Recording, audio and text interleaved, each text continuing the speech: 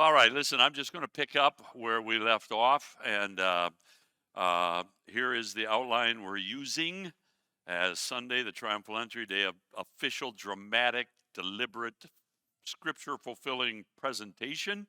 Jesus presenting himself as Messiah, given Sunday, why Friday? The answer, I think, is Monday and Tuesday, where Jesus uh, drives the city to a decision, and a very specific decision, but a decision that ramifies into eternity, and that is it's me or the Pharisees. Are you going to embrace the Pharisees and their gospel of salvation by law keeping? Are you going to reject that at your own peril? That is, they can make life hard for you, and embrace the truth. And I like to say, just this is sort of by way of review, I like to say that when you think about Sunday vis-a-vis Monday and Tuesday, the message of Sunday is, and it's a blessed, happy, gracious message. Jesus is saying, I am the deliverer, come to rescue you from the curse of sin. I'm what you have been taught to wait for ever since Genesis chapter 3, the seed of the woman. But Monday and Tuesday, his message is, you don't take me on your terms, you take me on my terms. And I will say that that is the confrontation. Every one of us has got to deal with that question. And so on Monday and Tuesday, Jesus, first of all, cleanses, then possesses the temple, puts his enemies to silence, and then as he leaves, drives that city, and it's swollen to many times its normal size, but I think it's fair to say drives that generation to a decision, me or the Pharisees. And we asked and of course Wednesday we try to develop is a silent day, but on Tuesday night Judas does in fact sneak off to the home of Caiaphas and make that bargain. And so it's only late on Tuesday night that they begin to throw together this massive plot that we're about to talk about. And so I think it's best to understand. And again, where's that silent day come from? If you just trace the narrative and allow that Sunday is in fact the triumphal entry, Friday's the day of crucifixion, you have that silent day. All right, we'll talk a little bit about that when we go.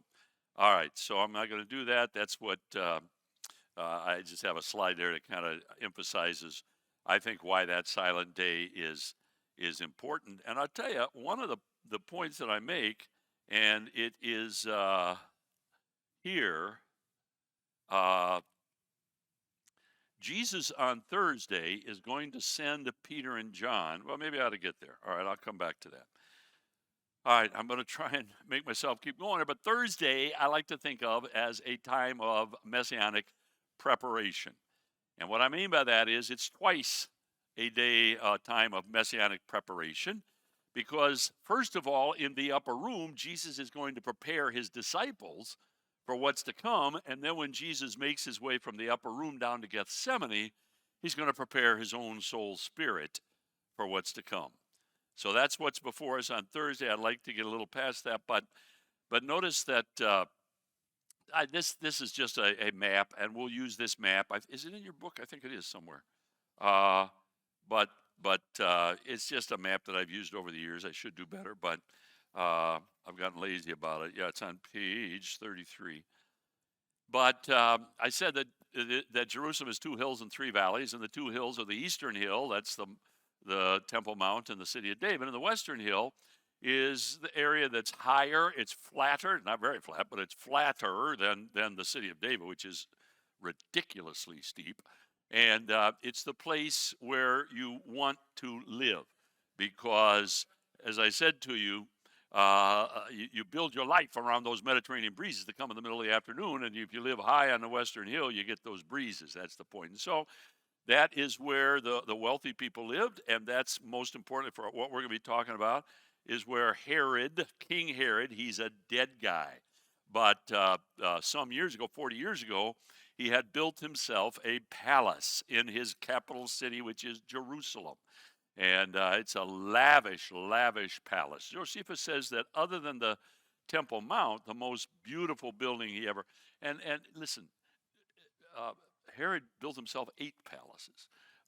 3 of them were fortified palaces because he never wanted to spend a night where he wasn't fully fortified. But at any rate, that is, he was, just because you're paranoid doesn't mean nobody's chasing you, know what I'm saying? And he was paranoid, and he had good reason to be paranoid, for heaven's sakes. And so, but anyway, so he had built this palace, And just south of the palace on this beautiful western or upper hill, here it's called the Upper City, it's the gated community of Jerusalem, okay? And there is another costly villa, beautiful villa, that is owned by a woman. Her name is Mary. She has a son by the name of John Mark, and she is a follower of Jesus.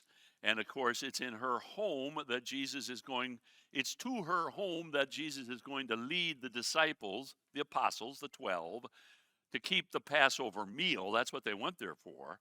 And then before the night is over, he is going to introduce the Lord's Supper, and he is going to send Judas on his way to do the act of betrayal. But so it's a very important place. It's quite definable. I can take you there. I think you're 99% confident that you're in the airspace. It's a 12th century building you're in, but you can. It's very, very recoverable.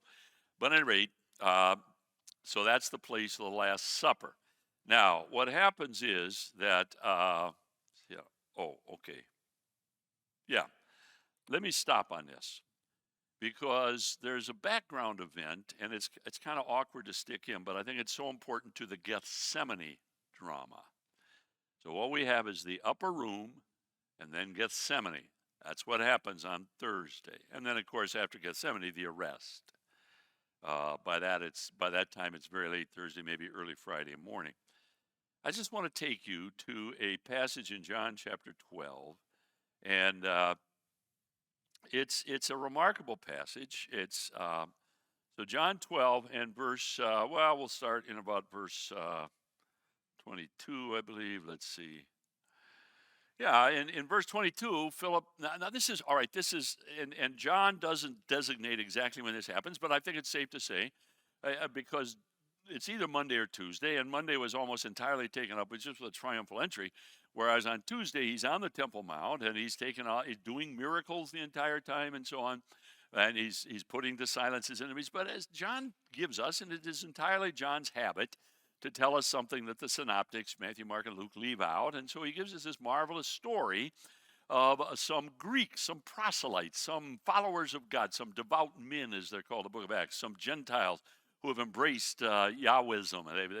They've made Yahweh their God, and so they've come to the feast, and while they're there, they want to meet Jesus, and they're brought to Jesus, and Jesus begins to speak with them, but he is talking about his death.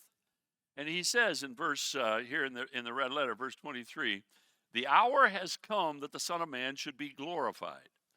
And then he says this, most surely I say to you that unless a grain of wheat falls into the ground and dies, it remains alone. Now, we usually take this as Jesus preaching and encouraging his disciples and so on. I believe with all my heart that he's talking to himself. I think as he talks about, folks, one of the dynamics of the Passion Week, and specifically of Thursday and Friday, that could not be more absolutely clear in the narrative, but is at best overlooked and sometimes downright denied because people, I don't know, they think it was beneath Jesus or something. But what I'm talking about is as the cross drew near, you need to understand this, it absolutely terrified Jesus. And it was not the sufferings of the cross. It was the prospect of being made sin for you and me. And I've had people react very strongly and say, well, if you say he was terrified, you're making him a coward. No. If he had turned back, perhaps you could make him a coward. But he didn't. But if, understanding as he did, let me talk about it here, and then I won't tomorrow, but I have to say something about tomorrow morning. But when we think of death, our mind goes almost immediately to physical death. All right, and that's a consideration. It's an afterthought with God. But where do we first encounter death in the Scriptures? Genesis 3. Don't eat in the day you eat, you will die. So he lives 938 years later and dies. No, he died in the moment he ate. Now he is going to die physically, but that's not because of the curse of Genesis 3. It's because he was kicked out of the garden. Remember, he had no access to the tree of life. God put angels there, lest he eat of the tree of life and die. I don't have time for this, but I know this is counter, but I think it's clear in the Scripture that Adam was not created immortal. He was not created without the seeds of decay. It is intrinsic to created being to run out of gas. You know what I'm saying? We are now the reason he did not is because he had the tree of life. And so and by the way, in Revelation 21, in the eternal state, guess what? The tree of life. And from it flows a river with waters to heal the world. So I don't even like the idea, frankly, that there is a state in the future when we will be physically entirely independent of God. We'll be fine without him. No, we'll be dependent upon him, and we'll be rejoicing over his provision for us. So I'm coming way back. What happened when God said, "In the day you eat, you will die," he was talking about relational, spiritual death. And that's what the death is in the Bible.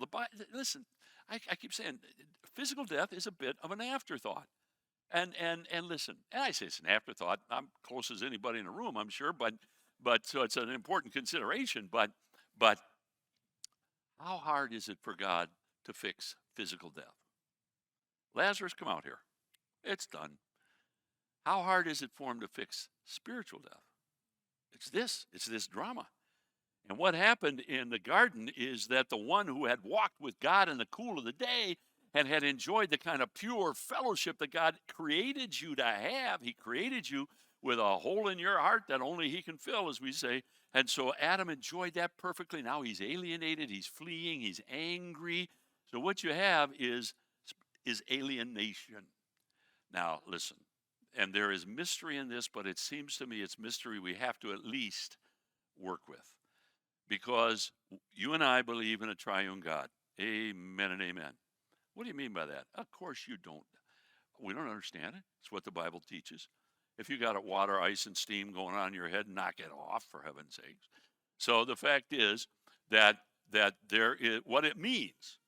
Above all, and this is why there is so much to celebrate in God's revelation of himself as a triune God.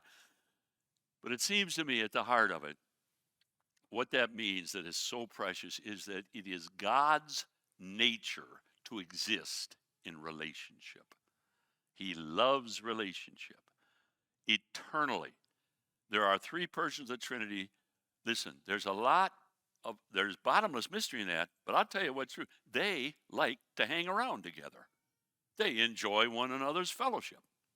That's what it is to be. And by the way, you and I, this is so important, are made in the image of God. And therefore, the single most important thing in your life is relationship. You think of, don't spend too much time with it, but that which might just bring you to such a level of despair and hopelessness, just that you wonder if life is worth living. It won't have to do with, I don't think it'll have to do with money. It probably won't have to do with health. It'll have to do with the relationship, because God, now take that back to God. You're in the image of God, and God exists eternally in relationship. And so you have these three persons that exist in perfect, loving, productive, delightful relationship, and it's infinitely perfect. Well, whatever that is, for those hours on the cross, Jesus is going to be judicially abandoned. I say abandoned, he's going to be judicially disfellowshipped by the Father. And it is that which terrifies him. And it ought to terrify him. And I'll tell you something else. It's just as difficult for the Father as it is for the Son. The Father suffered. Now, he didn't go to the cross, but he suffered that disfellowshipping of his Son. So I leave it at that. My point is that is what terrified Jesus. Now, and the other thing is, and I'm going to take you to another verse just to make this point, but this is where I say Jesus is living this in real time, in a real sense. And Hebrews 5, it's really a stunning verse. It says that even though he was a son, he learned obedience. Should have started down a little further. Right here. All right. Hebrews here, and it's Paul, okay? But at any rate, Hebrews here is building the case that Jesus is a legitimate high priest, and the first requirement of a priest of any sort is that he be one with those whom he represents. So he's got to be able to really understand the life and the Savior. So he's got to be one with them. And so Jesus took upon himself not the form of angel, but the form of nature.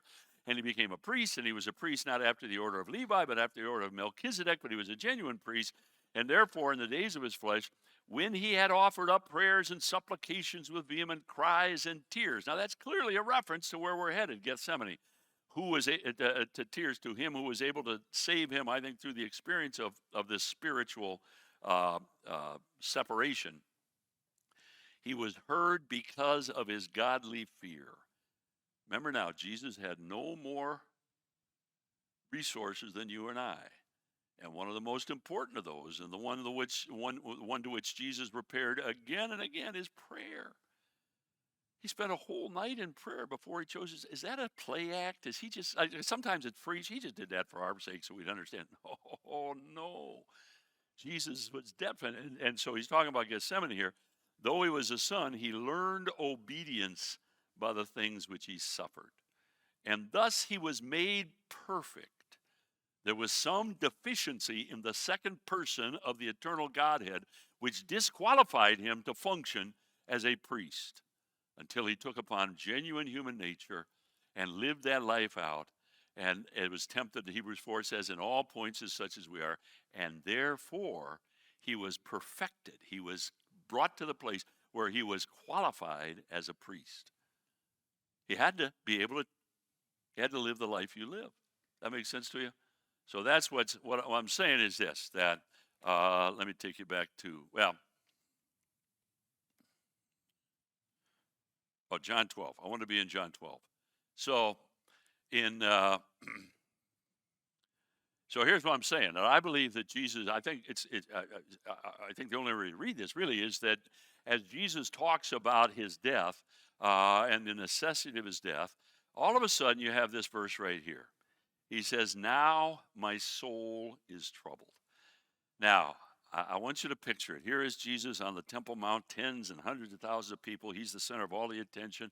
He's been going back and forth with his enemies and so on. Some of these people come, and Jesus begins to think, to contemplate very specifically the fact that in order to accomplish what the Father has sent him to do, he has to die.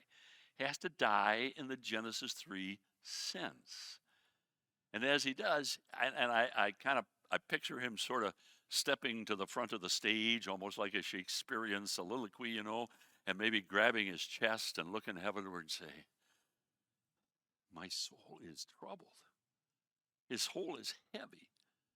And he goes on to say, what shall I pray? Father, deliver me from this hour. So he actually contemplates that. Folks, time out. This is not imaginary. This is not some play act. This is not some object lesson. This is Jesus living out the experience of this week. And as he contemplates, he says, what shall I pray? No, I can't pray that, because it was for this hour that I came to earth. And then Jesus says this. Oh, this takes my breath away. He says, Father, glorify your name. It's so bottomlessly selfless and noble. And you know what? God give us the strength, and might the Spirit just enable us when we face those horribly dark times of life. This is what we ought to pray. It's not easy. What Jesus is saying, I don't know how I'm going to get through this. It's more horrible than I can think about. But you know what, Father? If your name is glorified, that's okay. That'll be our prayer.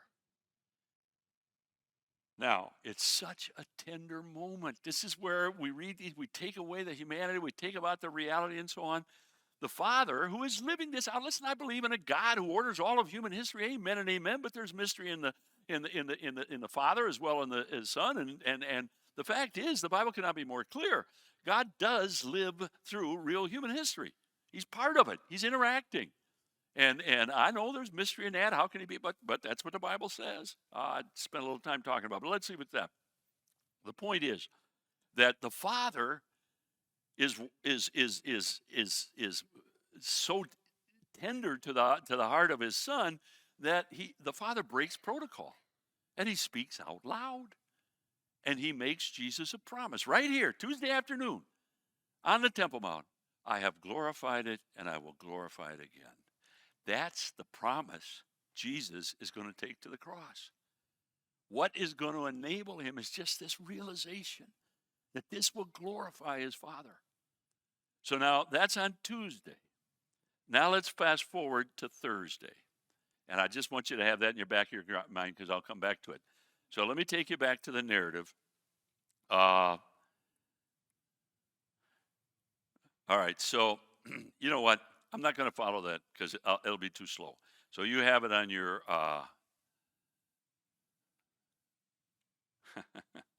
it's faster. I should just be done with it.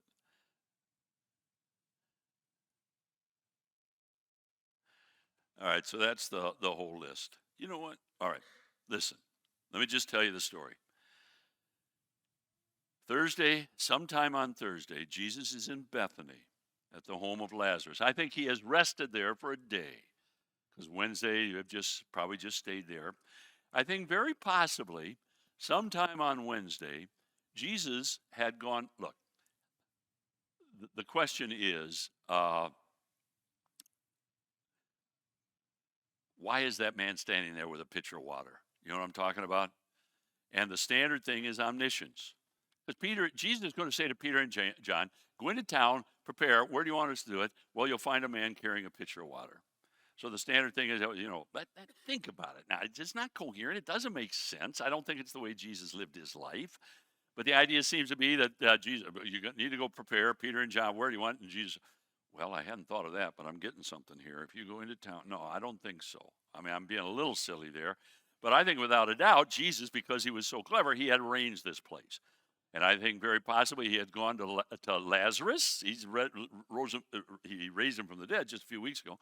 And say, Lazarus, I want to borrow one of your servants. Takes that servant off to his side and say, now listen, don't say anything about this. But I want you to go into town and you're going to find, there's a woman who owns a very nice house. And I would like to keep the Passover with my apostles there. And ask her if it's okay. And if it is okay, then I want her to have a man carrying a pitcher of water at a certain gate. And that'll be the signal. Now, two things. Number one, that's a really brilliant signal because usually women or children carry water. Okay, for a man to be carrying a pitcher, a jug of water is unusual. It's not bizarre. It's not a two-headed chicken. People aren't going to stop and stare, but there are probably going to be two people there carrying a jug of water. So it's a perfect signal. But here's the point, folks. What is Jesus doing? He's keeping the place secret from Judas. Because if Judas had known, he'd have had the soldiers there waiting. And there would have been no upper room, no Gethsemane. So Jesus is so clever as this drama unfolds that he wants that time. And so he arranges to have the supper and to keep it. Now, so to keep it secret. It's interesting that when Jesus gathers together in the upper room with the disciples, he says, you don't know with what desire I have desired to keep this feast with you. And I think what he is saying is, I've moved heaven and earth to make sure we'd have this time. All right, so then later that day, Jesus does take the 12. They go and to prepare. That would mean they would have to go and have the lamb sacrificed, Peter and John, and then they would take it up and prepare the meal and so on, get the room all in readiness. And then they go back to Bethany, and when the time comes, Jesus leads the 12. And again, I imagine Judas is doing a slow burn because he's got a bunch of people who are waiting to tell him where this is going to unfold. He can, all of this drama of the soldiers and the Sanhedrinists and Pilate and his jury, it can't happen until Judas comes clean with it. So but he leads him up to this beautiful, beautiful villa. Now, what both Exodus and Leviticus say is that when the Passover lamb is slain, you have to take it indoors and eat it.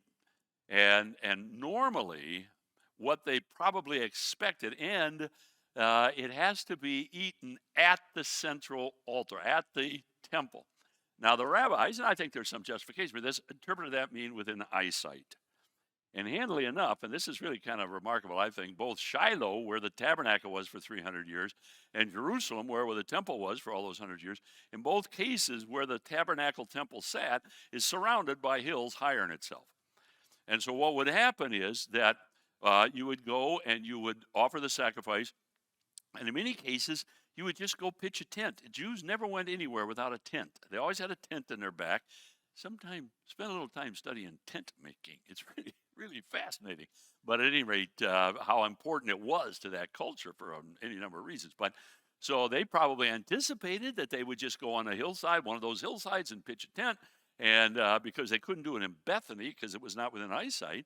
So, but Jesus leads them from Bethany and takes them up into the west, onto the western hill, into the gated community. And I think, now again, I just want to stop and say, try and imagine you're one of the disciples, you're one of the apostles, and for several months now, every time you got a chance, Jesus has been setting you down and saying, I'm going to die. I'm going to go to Jerusalem and you're going to die. You don't want to hear it. You refuse to hear it. It's kind of puts a little bit of scare in you. But now on Sunday morning, you ride over, and the whole city is welcoming his king. And then on Monday, it gets even better. He goes and takes control of the temple and actually behaves like Messiah for 2 days. So you're saying to yourself, I don't know what this dying talk is, but we are on a roll here. This is a good thing. And now Jesus takes them in. Probably most of those apostles had never been in a house this nice. And now he takes them not to some hillside, but he takes them into this beautiful, beautiful building, and it has an upper room furnished for a feast. And again, there is matter of fact, I don't think we have to infer it. I think it's quite clear in the text that the disciples, well, it says that in Luke 22, that as they entered the room, a dispute arose as to who should be greatest in the kingdom. Just a few weeks ago, Jesus told the 12 that they were going to sit on 12 thrones over 12 tribes. I'll tell you something, some of those tribes are bigger than others. You know what I'm saying? And I don't want Dan or Gad, for heaven's sakes. I want Judah or Ephraim. And almost certainly the dispute that arose at the Passover meal as they gathered had to do with the seating. Because an upper room, I could get into the archaeology and so on, but an upper room fitted for a feast. I don't think I gave you this, but all right, just imagine. All right, I got to say this, that this part of the city has been more thoroughly dug since 1968 than any other part of the city, because it was abandoned by the Jews in 1948. It was obliterated by the Arab inhabitants, and then in 1967, most of the hard fighting in the Six-Day War in Jerusalem was right here in this western hill. So it was demolished. So everywhere else there are people living, you can't dig. Here it's wide open. So they've dug that part of the city marvelously. And they found 3 of these banquet rooms that feature a low table called a triclinium. Now they're all in rubble, but they can recover this triclinium, and it's a U-shaped table. It's only about this far off the floor, and there are pillows or cushions on the outside, and that's where you gather, and you here, you do this. It may take a couple of you to get me up off the floor, but we'll see here. This is their position, and so and the table is here, and you're on a pillow, and you can make yourself comfortable or sit Indian style or whatever, but you're going to be on the outside of a U-shaped table that is open on one end. The open end is for the servant, because he's going to be able to serve you as you're at a feast. Now, there is no servant in this case, but Peter and John have prepared the room. And by the way, the point to be made that I was going is that the honorific seats are close to the Lord of the feast, the captain of the feast, he's often called. So the guy who's actually going to administer the feast is, and remember, this is not a meal, it's a feast. It includes a meal, but it's going to be a long teaching time. It's going to be extended time. And so the point is that as they sit down, and there is a place where the captain of the feast, if you don't mind, would sit, and that would be on the, all right, watch this. Look what I can do. Oh, I stood up on my own power. That's right. Yeah, you get to a place where that's an accomplishment, I'm telling you, but here.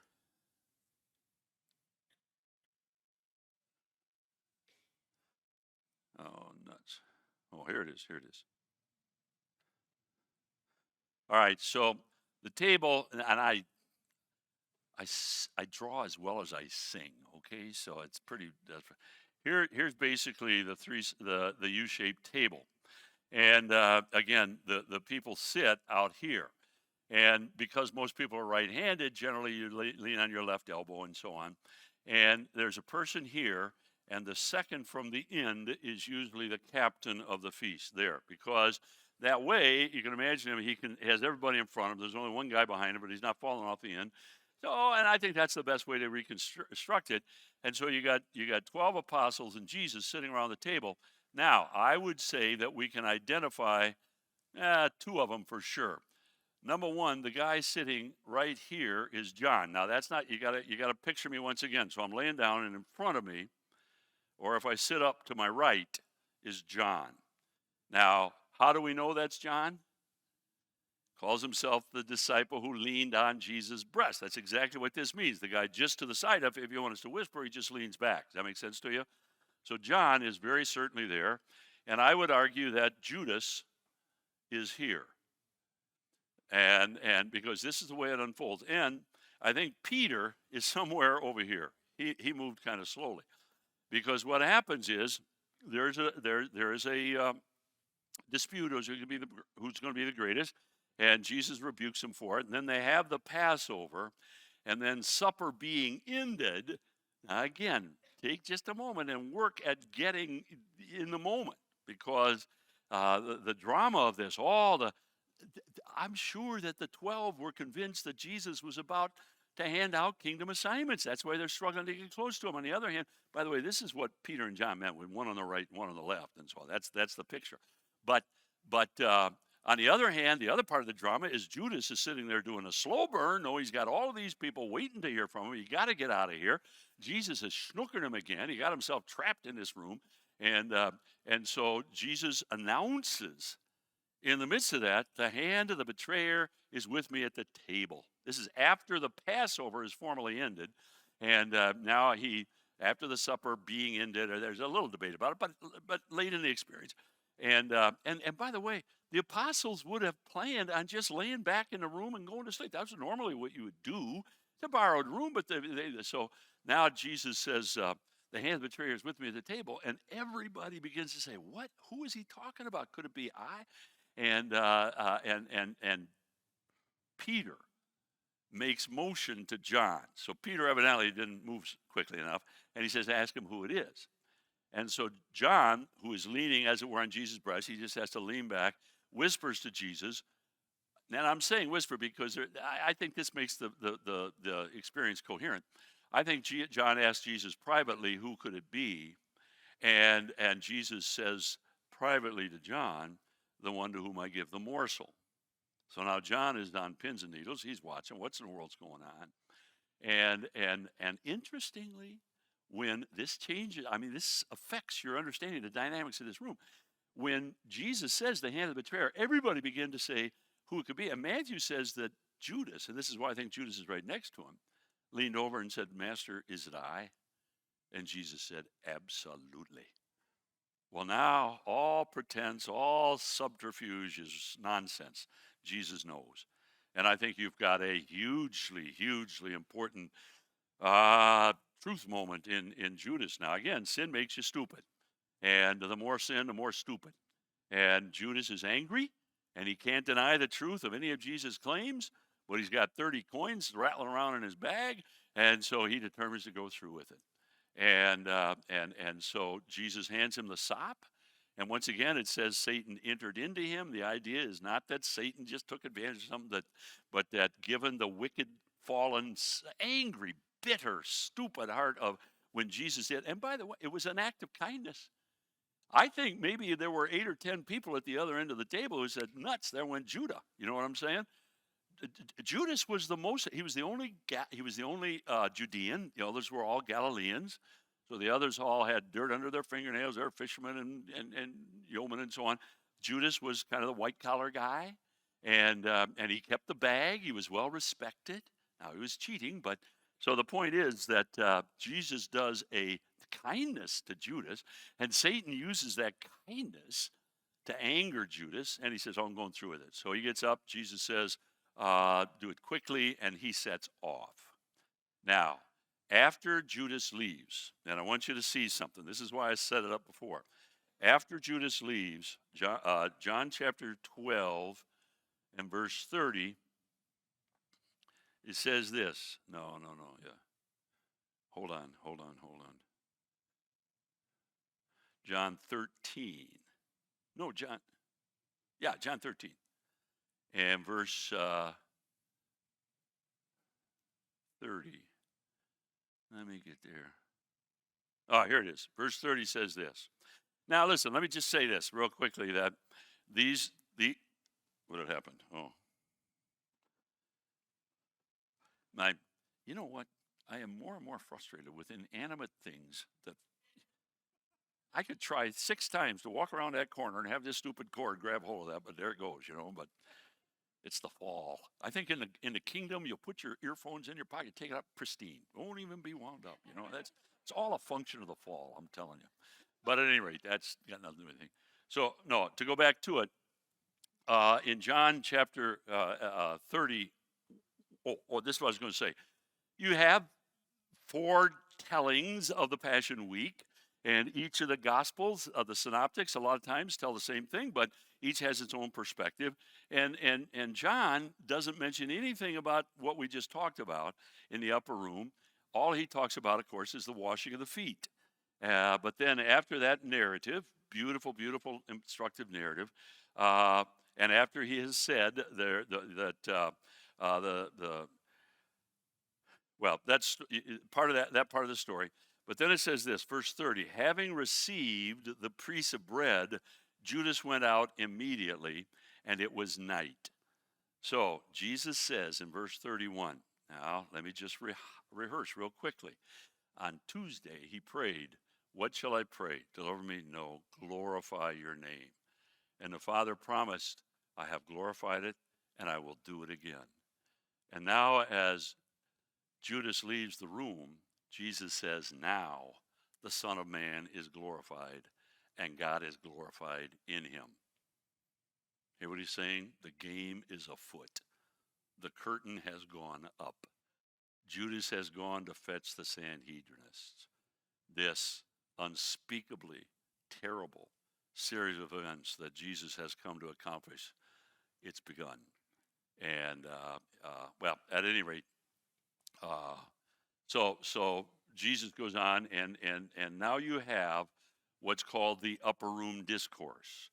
And I'm not going to spend any time with it. I should more, but he begins by saying, let not your heart be troubled, and so on. Now, we often call John 14, 15, and 16 the upper room discourse. It's not very close to accurate, because in point of fact, in John 14, verse 31, Jesus says, arise, let's get out of here. So here's what happens clearly. Jesus, now I have to have that. Jesus,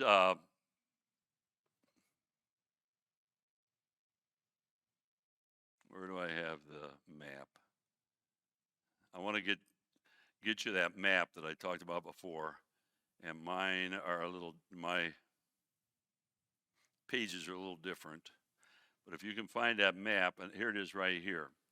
So, Jesus is here. And that's where he, I got to do a little silliness here.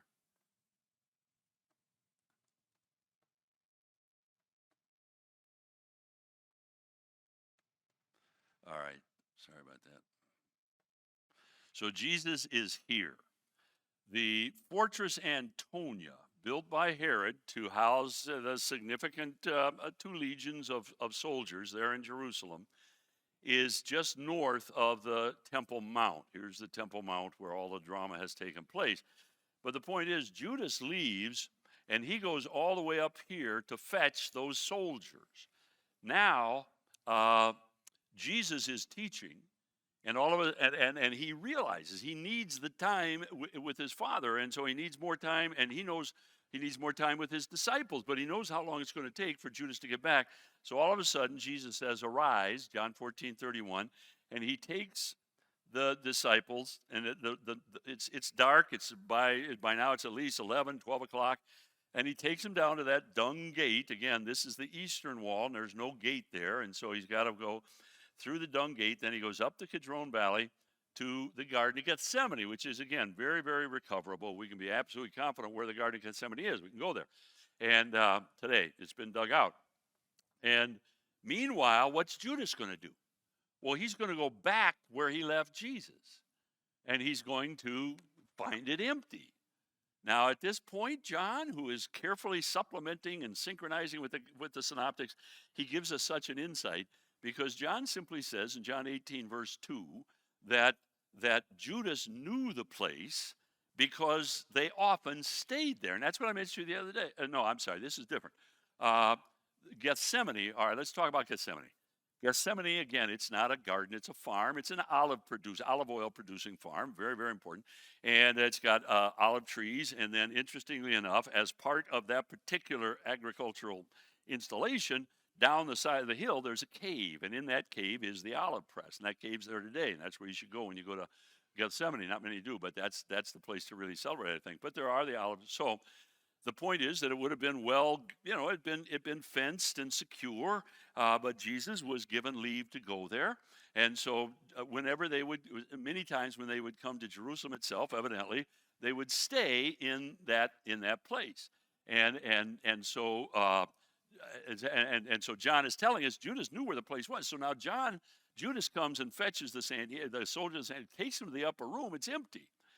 And he would have had the same thought, well, it's the middle of the night. There's no place they could be except there's one place where we often stay. He must be at Gethsemane.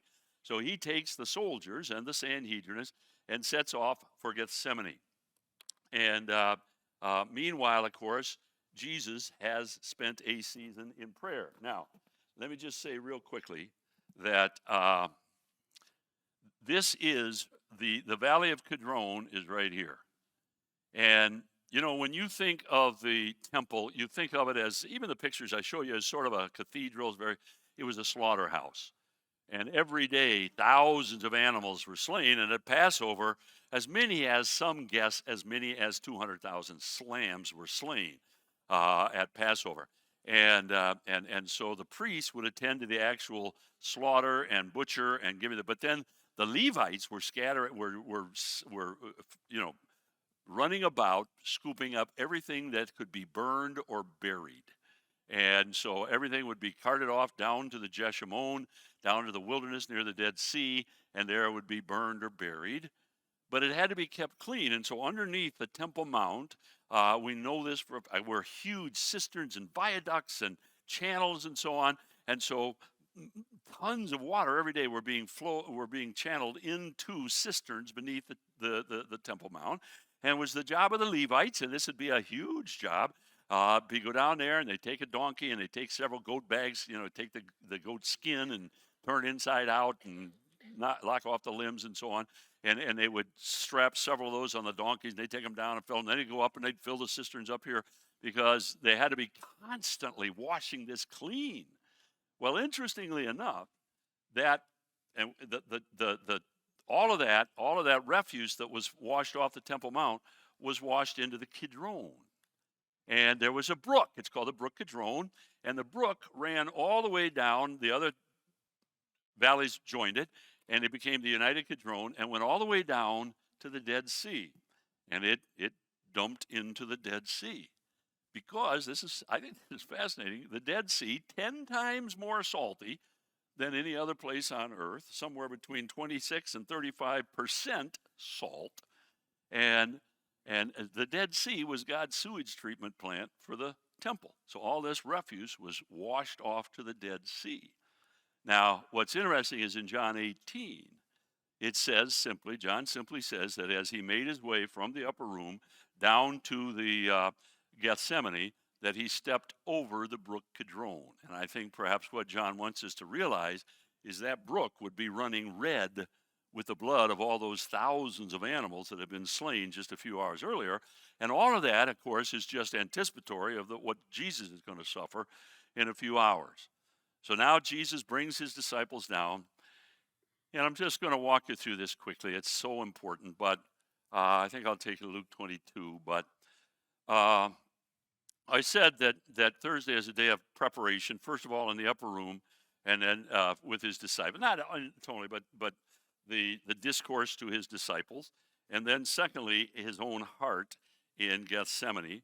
And in Luke 22, you have Luke's telling of the Gethsemane experience, and he adds a couple of notes that I think are important.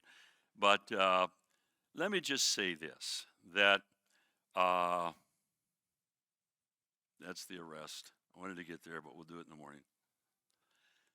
Let me say this, that I, I want you to take this with you, even as we gather tomorrow. I don't think that you can really appreciate. I don't think that Golgotha can get his arms around it like it should, unless you start with Gethsemane. Gethsemane is it's, every artists of every venue and every generation develop the capacity to represent physical suffering, right? That's not all that tough, and today it's kind of over the top. But how do you, either with pen or brush, how do you represent physical suffering, spiritual, not physical suffering, that we've taken care of, spiritual suffering, angst?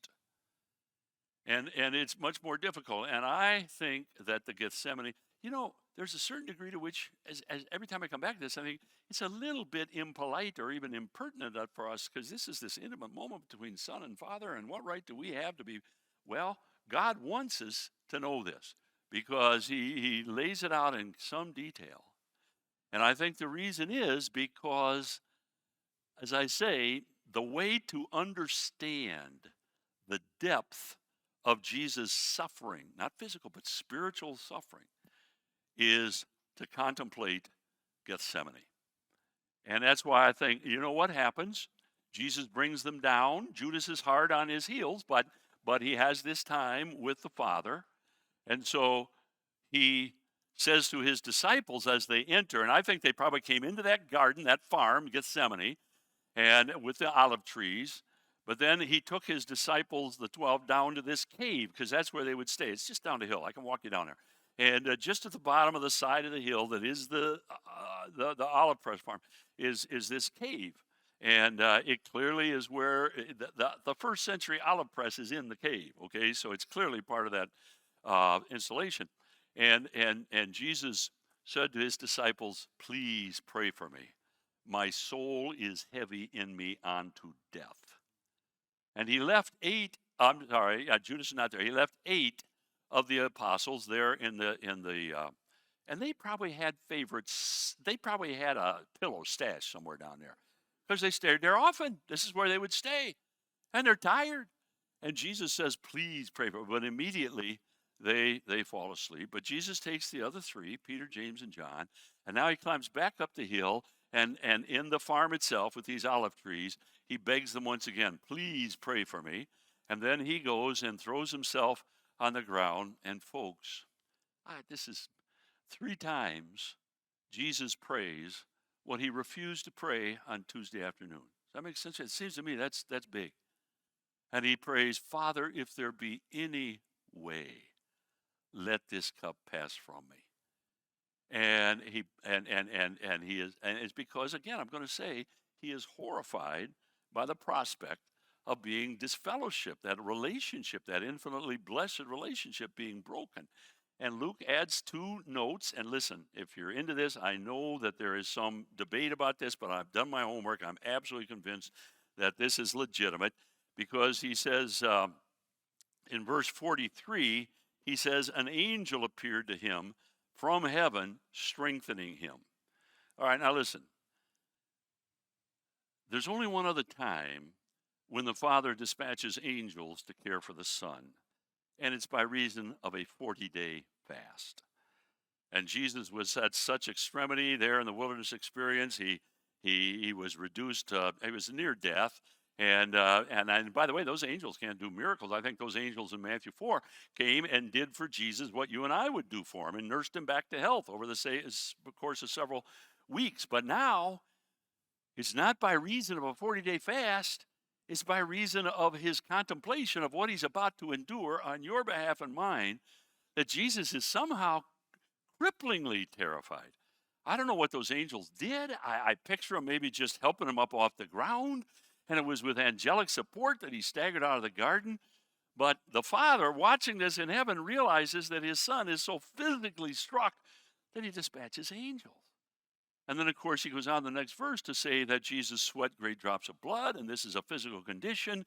And by the way, I said to you before, and it's not a big deal, but I think Jesus was a stonemason for what it's worth. I know we're picturing him as a carpenter. The word that's used and translated carpenter means artificer or builder. That's what it means.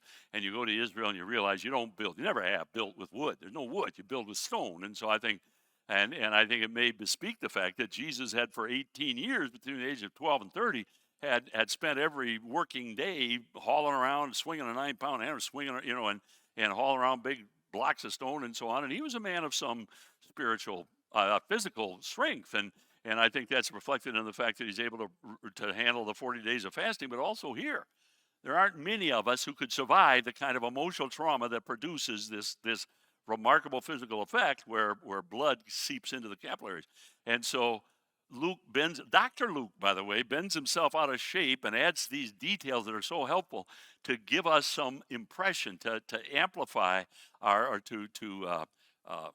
amplify our understanding of the terror that Jesus faced. That makes sense to you? Again, I'm going to say it. Tuesday afternoon, I can't pray that. Just glorify your name. Judas leaves, now the Father is glorified. Later that evening, Father, if there be any way. But of course, there is no other way, and Jesus never stopped there. You know that. Nonetheless, not my will, but thine be done. And now Jesus goes and wakes up the others, the 3, and then the other 8.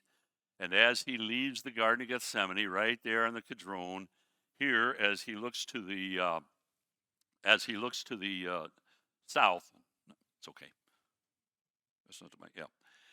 Jesus comes out into the valley of Kidron, and here comes 600 soldiers. That's what it says in John 18. He came with a cohort of soldiers. That's 600. Now, they might have been all 600. They may have different duties, and there may have been some cavalrymen and so on. But a huge, and John says they came with lanterns, weapons, and armor.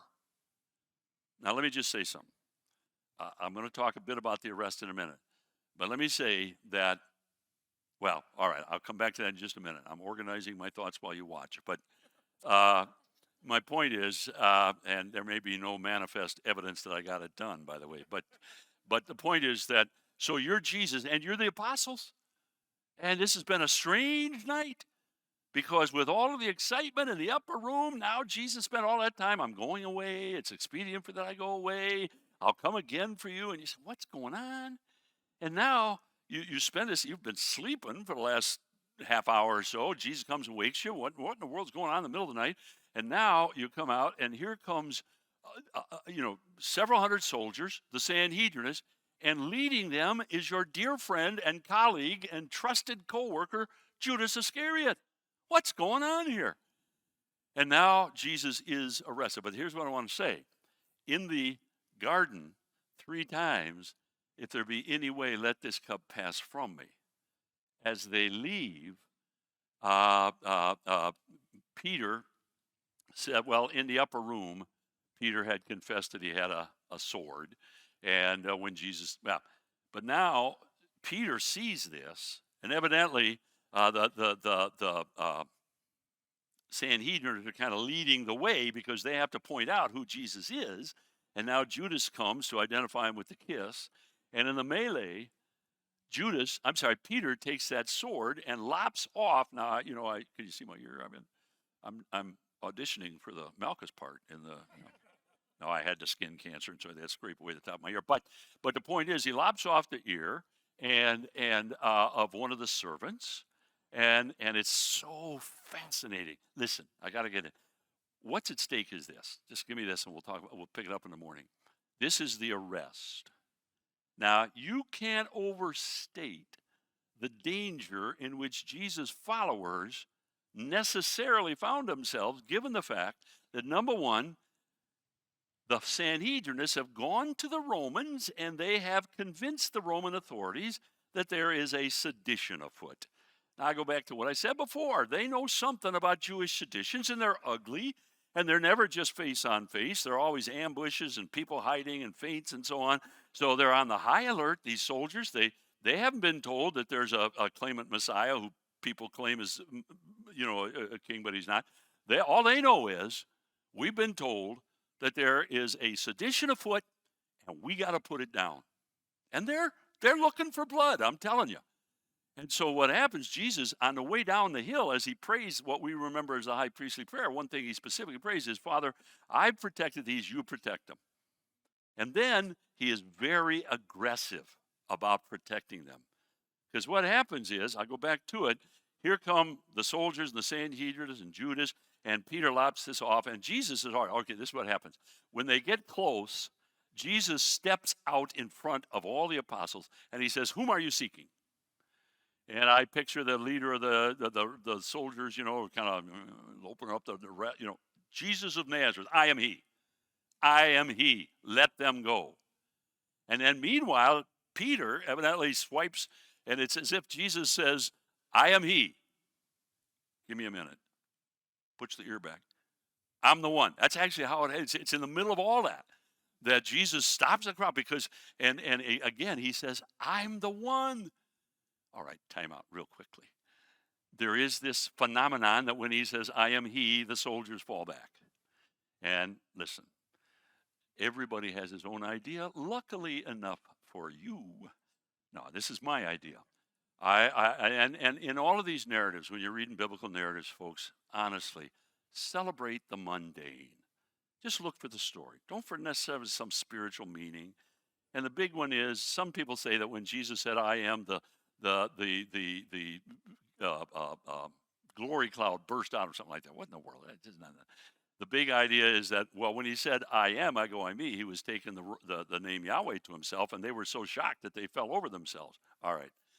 Number one, he almost certainly wasn't speaking in Greek. It's recorded in Greek. He was probably speaking in Aramaic. Number two, Aramaic, there is no word for yes, and so it's always it is as you said. So I don't even think he said ego I me. That's a perfectly adequate way to express it in the Greek, but I don't think that's what he said. And besides that, these are Roman soldiers. They never heard the name Yahweh. They're not going to be shocked that somebody. I think what's at stake is simply this: that they're in tight formation. They're looking for some sort of guerrilla tactics, and the one they're here all of a sudden just steps forward, says, "I'm the one." And they all kind of, the Keystone Cops make an arrest, if you're old enough to appreciate the point. So they all kind of fall over each other. I think that's all it means. They stumble, they get back up. So the point is that Jesus is successful in protecting. It's a huge element. There was every reason to believe, and I told you before, that Roman military procedure celebrates collateral damage. And it makes their point. And yet Jesus speaks so carefully to protect his own. So at that point, the disciples all desert him. Jesus is in fact arrested. He's going to be taken back up to a building very close to Mary's house. And it's up on the Western Hill, and it is, as I said before, it is the official priestly villa of the high priest Caiaphas. It is the villa of whoever happens to be the high priest. But it had been this man Annas about 20 years ago, and then he got another one of his sons-in-law, and now Caiaphas is also the son-in-law of Annas. So that family has occupied this high priestly office for 3 decades. But remember, he's also got that house south of the city. But so Jesus is brought up to the palace, the villa of the high priest inside the city walls on the Western Hill, just barely south of Herod's palace. That's going to become important tomorrow morning.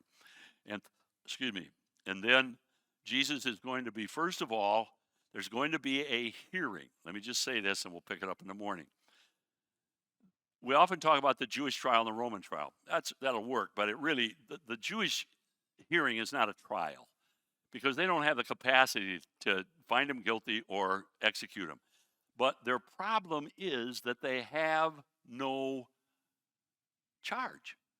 Remember, Jesus was so circumspect. And you remember in that trial, Caiaphas has to bring people for him. They're lying and so on. They can't find anybody who can say, I heard him say he was Messiah. That's their problem. Now, yeah, we got to be done. So I'll finish it there. We'll pick it up right there in the morning. We got a bit of a problem because we're only once in the morning, right? Oh, I got the equipping hour. Never mind, go home. No. everything is fine. We'll pick it up right there with the trials. It's huge. I love it. So the trials of Jesus, and then of course the crucifixion. I'm not near bad a shape as I thought. Okay. All right. Thank you.